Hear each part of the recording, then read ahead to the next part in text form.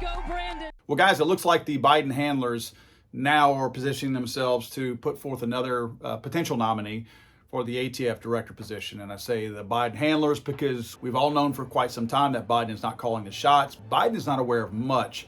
We've all kind of known that. I think we've all questioned who's really calling the shots. But I think after yesterday's debacle at the White House with Barack Obama, we kind of know at least who's in that side of it. But nevertheless, those people are telling Joe to nominate a Steve Dettelbach. Steve Dettelbach is an Ohioan, and he's a hardcore union supporter. He's a hardcore liberal Democrat, was a big fan of Hillary Clinton. By default, became a big fan of Joe Biden just because he was told to, toeing the company line. But I took a stroll back 4 years looking at his Twitter feed. He's been a pretty active participant in Twitter. And looking at somebody's Twitter feed when they're running for office, he was actually a failed attorney general candidate in Ohio back in, I think, 2018.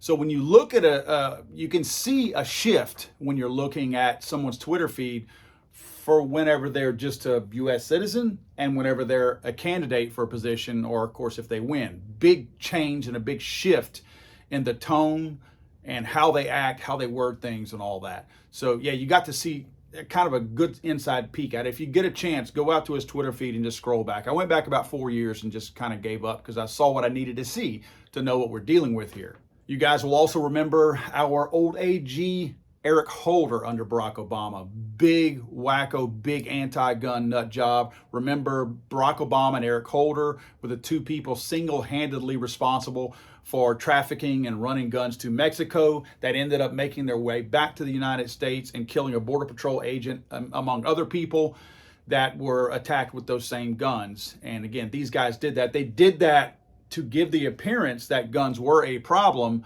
whenever they, in fact, are the ones who initiated that. So these people are willing to create covert operations that are illegal operations against the American people in order to further their agenda. Well, this guy's a huge fan of Eric Holder, who is the one who propped that up and promoted that whole thing. One of his tweets that I looked at went back to the El Paso Walmart shooting back in 2019, where he says, "Who allows madmen such easy access to firearms? Who armed a madman with enough hate that he would kill people just because they're Hispanic? These people must be held accountable." Looking at his phrase, "Who allows madmen such easy access to firearms?" that's obviously where he feels like he has a say. The government has a say. And if he's ATF director, where he has a say. No matter how much of a wacko the El Paso gunman killer was, the guy was not a restricted person for purchasing firearms. He had every legal right to own a firearm. So when this man is asking, how did this person get a gun? He's thinking laws should be in place to prevent law-abiding people, unfortunately, like this same madman, from purchasing guns. So he's got preconceived notions already of what he wants to do. He feels like this person should not have been allowed to get this firearm. So his goal is clearly going to be to prevent further people like this, who again, before the crime, they were not criminals.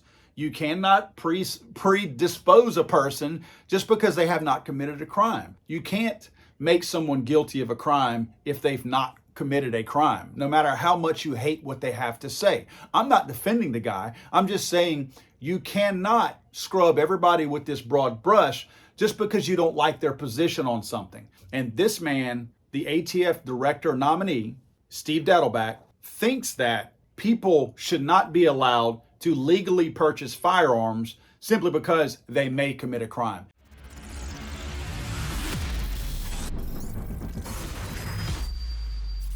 Let's go, Brandon.